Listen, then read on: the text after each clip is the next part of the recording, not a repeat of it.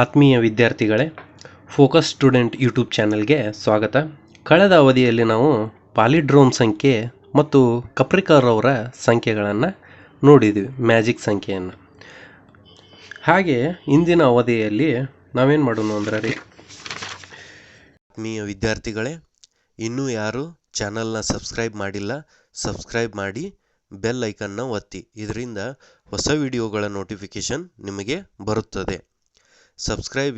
ನೀವು ಸಬ್ಸ್ಕ್ರೈಬ್ ಮಾಡುವುದರಿಂದ ನಮಗೆ ಇನ್ನೂ ಹೊಸ ಹೊಸ ವಿಡಿಯೋಗಳನ್ನು ಮಾಡಿ ಹಾಕಲು ಪ್ರೋತ್ಸಾಹ ದೊರೆಯುತ್ತದೆ. ಗಡಿಯಾರ ಮತ್ತು ಕ್ಯಾಲೆಂಡರ್ಗಳು. ಸರಿ, ಇದೇನು ರೀ ಗಡಿಯಾರ ಮತ್ತು ಕ್ಯಾಲೆಂಡರ್ಗಳು? ಗಡಿಯಾರ ಮತ್ತು ಕ್ಯಾಲೆಂಡರ್ಗಳದ್ರೊಳಗೂ ವಿಭಿನ್ನವಾಗೈತ್ರಿ. ಅದರೊಳಗೂ ಭಾಳ ರೀತಿಯ ವಿನ್ಯಾಸಗಳನ್ನು ನೋಡ್ತೀವಿ. ಅವು ಯಾವ ರೀತಿಯಾಗಿ ನೋಡ್ತೀವಂತ ಇಂದಿನ ಅವಧಿಯಲ್ಲಿ ನೋಡೋಣ ರೀ. ಇಲ್ಲಿ ನೋಡ್ರಿ, ಡೈರೆಕ್ಟ್ ಪೇಜ್ ನಂಬರ್ 62 ರೀ. ಒಂದನೇ ಕ್ವಶನ್ ಏನೈತಿ, 12 ಗಂಟೆಗಳ ಗಡಿಯಾರದಲ್ಲಿ ಈ ವಿನ್ಯಾಸಗಳಂತೆ ಸಾಧ್ಯವಿರುವ ಎಲ್ಲ ಸಮಯವನ್ನು ಕಂಡುಹಿಡಿಯಲು ಪ್ರಯತ್ನಿಸಿ ಅಂತಾರೆ. ಈಗ ಯಾವ ರೀತಿ ವಿನ್ಯಾಸ ಆಗಿರ್ಬೇಕು ರೀ ನೋಡ್ರಿ. ಎಕ್ಸಾಂಪಲ, 12 ಗಂಟೆ ಗಡಿಯಾರ ಐತ್ರಿ, ಅದ್ರೊಳಗೆ ಯಾವ ರೀತಿ ತಯಾರಾಗಿರೋ 4:44, 10:10, 12, 20 ಈ ರೀತಿಯಾಗಿ ತಯಾರಾಗ್ಯಾವು. ಇಲ್ಲಿ 2 ರೀತಿಯಾಗ್ಯಾವ ನೋಡ್ರಿ. ಇಲ್ಲಿ 2 ರೀತಿ ಅದಾವ್ರಿ. ಇಲ್ಲಿ ನೋಡ್ರಿ, ಇಲ್ಲಿ 10 ಐತಿ, ಇಲ್ಲಿ 10 ಐತಿ. ಖರೆ ಇಲ್ಲಿ ಹಂಗಿಲ್ರಿ, 12 ಇಲ್ರಿ, 12:21 ಐತಿ. ಇವ 2 ಬೇರೆ ರೀತಿ ರೀ. ಇವು 2 ಬೇರೆ ರೀತಿ, ಇದು ಬೇರೆ ರೀತಿ ರೀ. ಇದೇ ರೀತಿಯಾಗಿ ಹಲವಾರು ಸಮಯಗಳು ಬರ್ತಾವೆ, ನೋಡೋಣ. ಇನ್ನು ಪ್ರಶ್ನೆಯಲ್ಲಿ ಕಂಟಿನ್ಯೂ ಮಾಡೋಣ ರೀ. ನೋಡ್ರಿ, ಒಂದೇ ಕ್ರಮದಲ್ಲಿ ಅಂದರೆ ಹೆಂಗೆ ರೀ? ಇದ್ರೊಳಗೆ ಮಿಕ್ಸ್ ಅದಾವ್ರೆ ಸ್ವಲ್ಪ ನೋಡ್ರಿ. ಒಂದೇ ಕ್ರಮದಲ್ಲಿ 11 ರೀ, ಇದು ಒಂದೇ ಕ್ರಮ. 12 ಒಂದೇ ಕ್ರಮ ರೀ. 3:33 ಇದು ಒಂದು ಗಡಿಯಾರದ ವಿನ್ಯಾಸ ಆಕೈತ್ರಿ, ಬಟ್ ಒಂದೇ ಕ್ರಮದಲ್ಲಿ ಆಗಲ್ಲ. ಈ ರೀತಿಯಾಗಿ ಒಂದೇ ಕ್ರಮದಲ್ಲಿ 10:10 ರೀ, 6:6 ನೋಡ್ರಿ, ಇದು ಒಂದೇ ಕ್ರಮದಲ್ಲಿ. ಇನ್ನು ಇದ್ರೊಳಗೆ 2 ರೀತಿ ನಿಮ್ಗೆ ಪೈಲ ತೋರಿಸಿನ್ರಲ್ಲ, ಅದರೊಳಗೆ ಬಲದಿಂದ ಎಡಕ್ಕೆ, ಎಡದಿಂದ ಬಲಕ್ಕೆ ನೋಡ್ರಿ. ಈ ರೀತಿಯಾಗಿ ಬಂದ, ಇದು ಈ ರೀತಿಯಾಗಿ ಬರ್ತೈತೆ ರೀ ನೋಡ್ರಿ. 12:21 ಅಂದ್ರೆ ಈಚೆ ಕಡೆ ಲಾಸ್ಟ್ ಒಂದೈತಿ, ಈಚೆ ಕಡೆ ಲಾಸ್ಟ್ ಒಂದೈತಿ, ನಡು 2 ಐತಿ.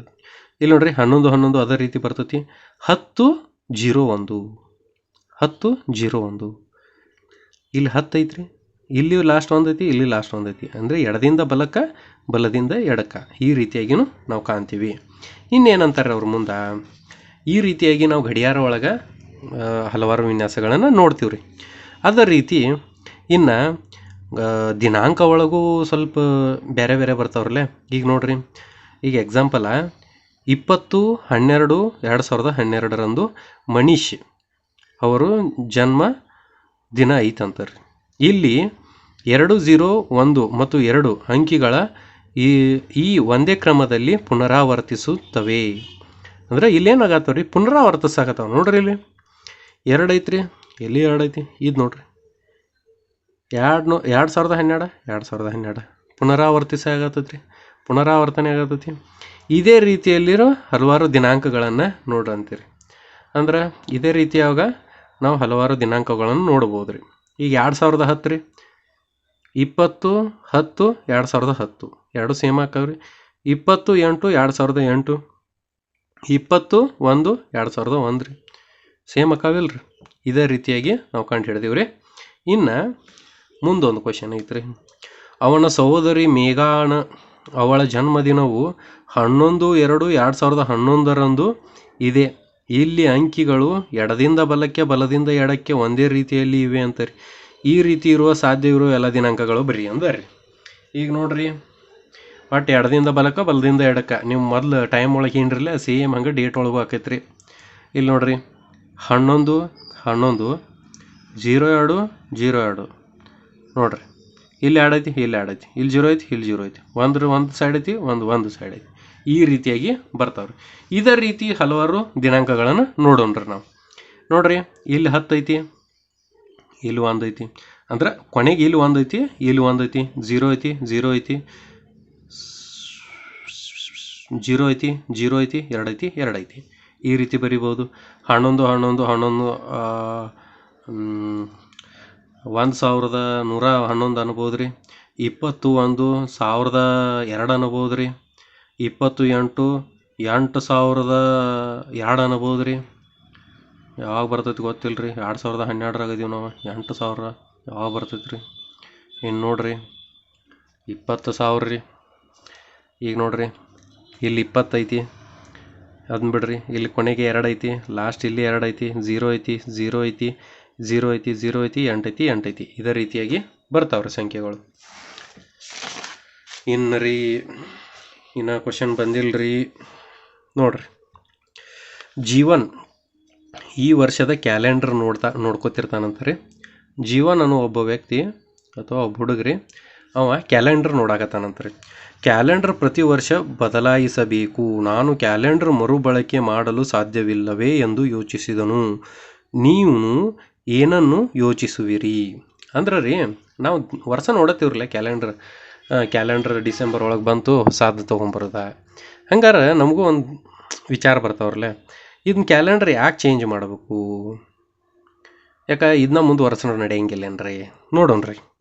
ಇಲ್ಲ, ಈ ವರ್ಷದ ಕ್ಯಾಲೆಂಡರ್ ಮುಂದಿನ ವರ್ಷ ಸೇಮ್ ಇರಂಗಿಲ್ಲ ಅಂತಾರೆ. ದಿನಾಂಕಗಳು ವಾರಗಳು ಬದಲಾವಣೆ ಆಗಿರ್ತಾವೆ. ನಾವು ನೋಡ್ಕೊತ ಬಂದೀವ್ರಿ. ಬಟ್ ನಾವು ವರ್ಷ ಚೇಂಜ್ ಮಾಡ್ತೀವ್ರಿ. ನಾವು ಅದರ ಮೇಲೆ ಲಕ್ಷ್ಯ ಕೊಡಂಗಿಲ್ಲ. ನಾವು ಚೇಂಜ್ ಆಕೈತೆ ಅಂತಲೇ ತಿಳ್ಕೊತೀವ್ರಿ. ಇನ್ನು ನೋಡ್ರಿ, ಆದರೆ ಯಾವುದೇ ವರ್ಷದ ಕ್ಯಾಲೆಂಡರ್ ಕೆಲವು ವರ್ಷಗಳ ನಂತರ ಪುನರಾವರ್ತನೆಯಾಗುತ್ತದೆಯೇ? ಒಂದು ವರ್ಷದ ಎಲ್ಲ ದಿನಾಂಕ ಮತ್ತು ದಿನಗಳು ಇನ್ನೊಂದು ವರ್ಷದೊಂದಿಗೆ ನಿಖರವಾಗಿ ಹೊಂದಿರುತ್ತವೆ ಅಂತ ನಾವು ಇನ್ಕತಕ್ಕ ವಿಚಾರ ಮಾಡಿದ್ರಿ. ಹಿಂಗೆ ರೀ, ವರ್ಷ ಕ್ಯಾಲೆಂಡರ್ ತರಬೇಕು. ಯಾಕ್ರಿ? ವರ್ಷ ಚೇಂಜ್ ಆಕೈತಿ. ನಾವು ಮುಂದೆ ವಿಚಾರ ಮಾಡಿಲ್ರಿ. ಖರೆ ಅವರ ಪುಸ್ತಕ ಒಳಗೆ ಏನು ಕೊಟ್ಟಾರ್ರಿ, ಮುಂದೆ ಒಂದು ವರ್ಷ ಒಳಗೆ ಚೇಂಜ್ ಆಕೈತೆ ಅಂತಾರೆ. ಮುಂದೆ ಒಂದು ವರ್ಷ ಒಳಗೆ ಹೋದ ಬಳಿಕ ಸಮ ಬರ್ತೈತೆ ಅಂತಾರೆ. ಹೆಂಗೆ ನೋಡ್ರಿ, ಸಾಮಾನ್ಯ ವರ್ಷದ ಕ್ಯಾಲೆಂಡರ್ 6 ವರ್ಷಕ್ಕೊಮ್ಮೆ ಇಲ್ಲಾರ 11 ವರ್ಷಕ್ಕೊಮ್ಮೆ ಪುನರಾವರ್ತನೆ ಆಕೈತೆ ಅಂತಾರೆ. ಸಾಮಾನ್ಯ ವರ್ಷ ಅಂದ್ರೆ ಏನು ರೀ? 365 ದಿನಗಳು ರೀ. 365 ದಿನಗಳ ಒಂದು ಕ್ಯಾಲೆಂಡರ್ ಏನೈತ್ರಲ್ಲ, ಇದು 6 ವರ್ಷಕ್ಕೊಮ್ಮೆ ಪುನರಾವರ್ತನೆ ಆಕೈತಿ, ಇಲ್ಲಾರ 11 ವರ್ಷಕ್ಕೊಮ್ಮೆ ಪುನರಾವರ್ತನೆ ಆಕೈತೆ ಅಂತಾರೆ. ಹಂಗೆ ಅಧಿಕ ವರ್ಷ ಇದ್ದರೆ ಅದು 28 ವರ್ಷಕ್ಕೆ ಒಮ್ಮೆ ಪುನರಾವರ್ತನೆ ಆಕೈತ್ರಿ. 28 ವರ್ಷ ರೀ. ಇದು ಅಧಿಕ ವರ್ಷ ಏನ್ರಿ? ಈಗ 24 2025 ಇದೀವಿ ರೀ ನಾವು. ಇದು ಅಧಿಕ ವರ್ಷ ಏನ್ರಿ? ಫೆಬ್ರವರಿ ತಿಂಗಳೊಳಗೆ ಎಷ್ಟು ಬಂದಿದ್ದು ರೀ? 28 ಆಯಿತು ರೀ. 29 ಬಂದಿಲ್ಲಾಗಿತ್ತು ಅನ್ನಿಸ್ತತಿ, ನೋಡ್ಬೇಕ್ರಿ. ಈಗ ಒಟ್ಟು ಅಧಿಕ ವರ್ಷವಿದ್ದಾಗ 28 ವರ್ಷಕ್ಕೆ ಒಮ್ಮೆ ಪುನರಾವರ್ತನೆ ಆಕೈತೆ ಅಂತಾರೆ. 28 ವರ್ಷ ರೀ.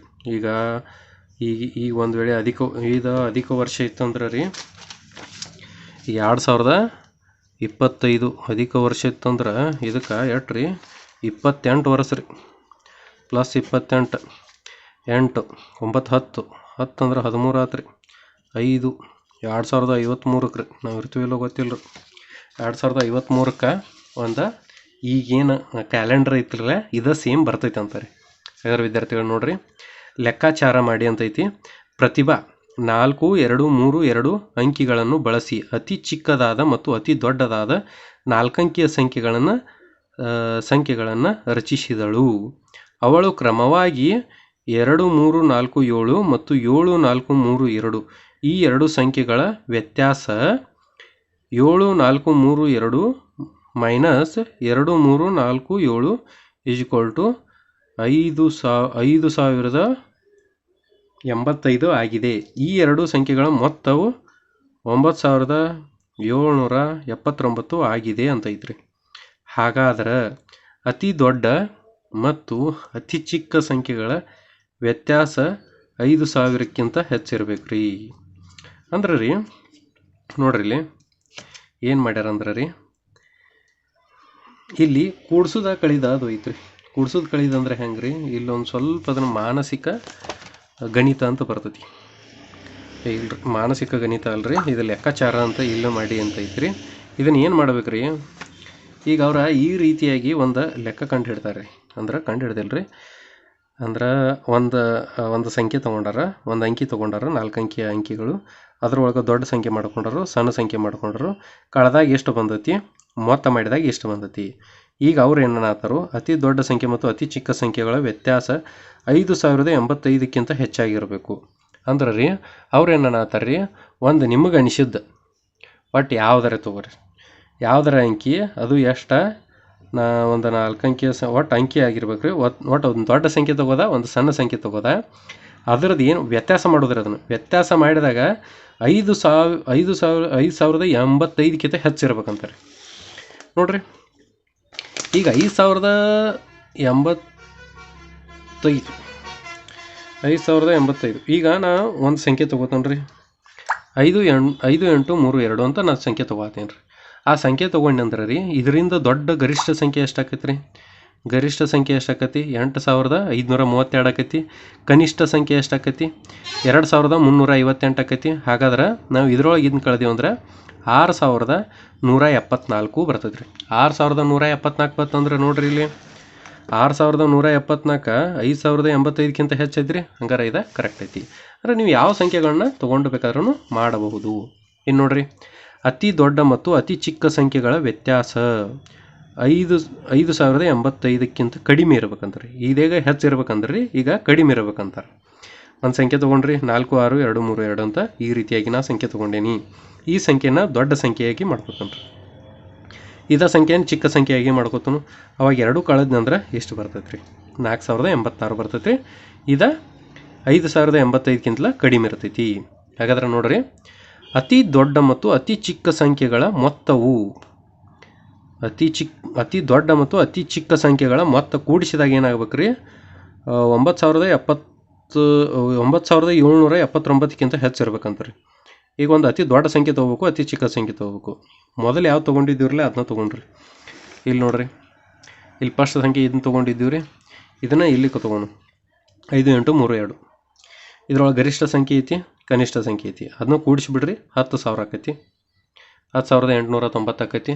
ಹಾಗಾದ್ರೆ ಇದು 9779ಕ್ಕಿಂತಲೇ ಭೀ ದೊಡ್ಡದಿರ್ತೈತಿ. ಏನು ನೋಡ್ರಿ, ಅತಿ ದೊಡ್ಡ ಮತ್ತು ಅತಿ ಚಿಕ್ಕ ಸಂಖ್ಯೆಗಳ ಮೊತ್ತವು 9000ಕ್ಕಿಂತ ಕಡಿಮೆ ಇರಬೇಕು. 4 ಅಂಕಿಯ ಸಂಖ್ಯೆಯನ್ನು ಮಾಡೋರಿ ಅಂದ್ರೆ ಇದೇಗ ಸಂಖ್ಯೆ ಏನು ತೊಗೊಂಡಿದ್ದೀವಿ ರೀ?